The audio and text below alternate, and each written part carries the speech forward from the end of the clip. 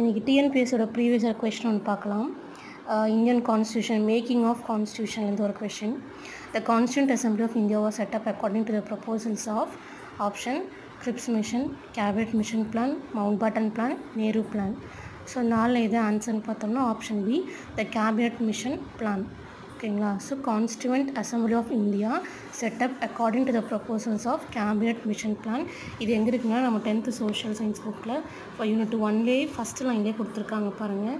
Making of Indian கான்ஸ்டியூஷனில் the constitution of India was framed by constituent assembly set up under cabinet mission plan 1946. ஓகேங்களா? So answer cabinet mission year கேட்டாங்கன்னா 1946. So இது படிக்கும்போதே இது ரிலேட்டடாக இருக்கிற மற்ற பாசிபிள் கொஷின்ஸ் எல்லாமே சேர்த்து படிச்சுக்கணும். ஸோ எப்படி கேட்பாங்க, ஃபஸ்ட்டு மீட்டிங் எப்போ நடந்துச்சு, December 9 நடந்துச்சு.